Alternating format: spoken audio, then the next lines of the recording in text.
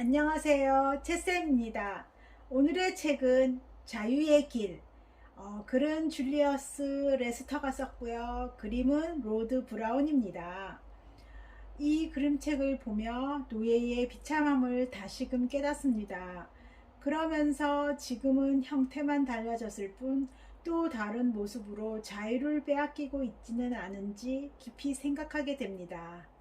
1518년부터 1865년까지 영국, 포르투갈, 네덜란드, 프랑스, 미국의 노예선이 아프리카 사람을 북아메리카로 실어 날랐어요.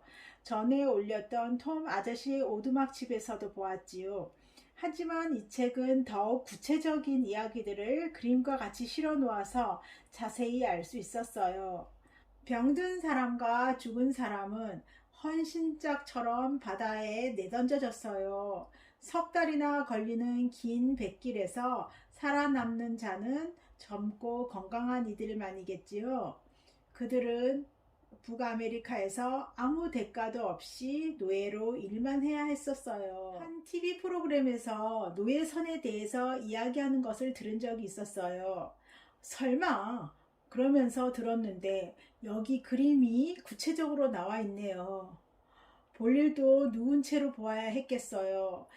그럼 위에서 똥오줌이 밑에 있는 사람에게로 흘러내리고 또 밑에 있던 사람이 또 그 밑으로 흘러내렸겠지요. 손목과 발목은 양쪽 사람과 쇠사슬려 묶여 있어 몸을 맘대로 움직일 수도 없겠네요. 그림만 봐도 너무 비참합니다. 이들은 하루아침에 자신의 가족, 친구, 동료 모두를 잃고 자신의 처참한 분노로 가슴속에 증오와 함께 커져만 갔겠어요. 이들이 태어나서 죽을 때까지 이 말을 들어야 했답니다. 노예들에게 가장 큰 상처는 매맞는 것이 아닌 더 큰 상처가 있었답니다. 예를 들면 백인이 자신의 여동생을 경매대 위에 세우더니 웃옷을 찢어서 젖가슴이 보이게 합니다. 그걸 본 백인들이 많은 애들에게 젖을 먹일 수 있겠다며 낄낄거리지요. 또 경매대 위에 세워놓고 자신의 아들, 딸들이 보는 앞에서 발과 벗깁니다. 이런 것이 매를 맞는 것보다 더 아프다고 합니다. 그렇습니다. 말이나 비언어적인 것들이 더 큰 상처가 될 때가 많다는 것을 우리도 살면서 느꼈던 적이 있죠. 저자는 이렇게 말합니다. 노예 제도에 저항해 싸웠던 낫 터너, 프레드릭 더글라스, 사저너 트루스와 같은 지도자는 위대한 사람이지요. 하지만 모카섬처럼 하얀 모자를 손으로 누르고 있는 저 이름 모를 노예도 위대하다고 말합니다. 위대하다는 것은 여러 모습을 띠고 있으니까요.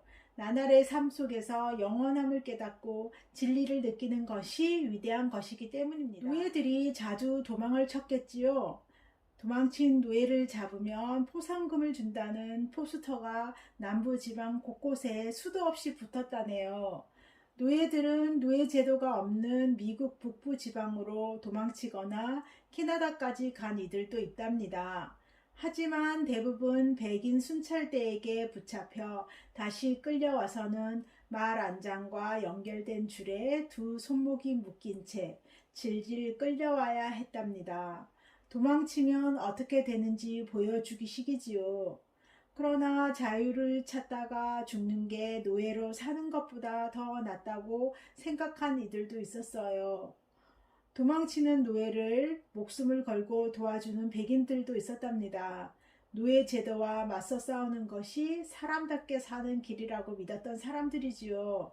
많은 백인과 자유를 얻은 흑인이 도망치는 노예를 도와주기 시작하자 미국 정부는 1850년에 도망치는 노예를 돕는 일을 불법으로 규정한 법을 만들었어요.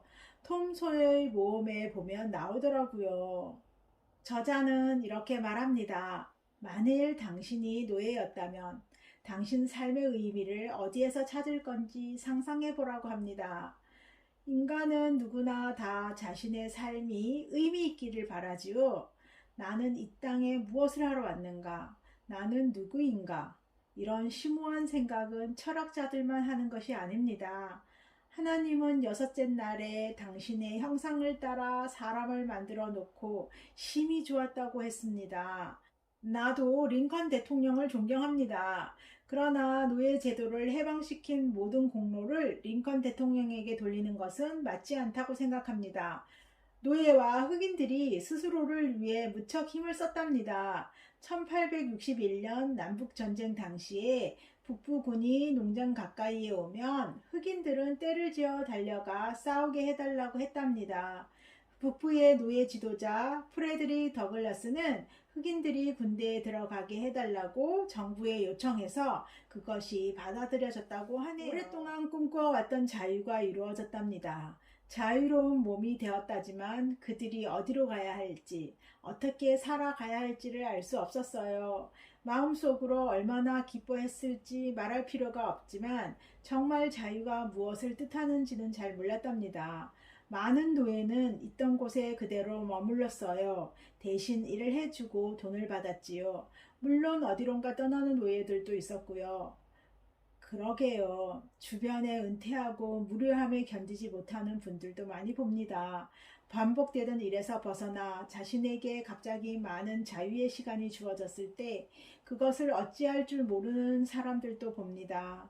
이 책에서 마지막에 자유에 대해 이렇게 언급하네요.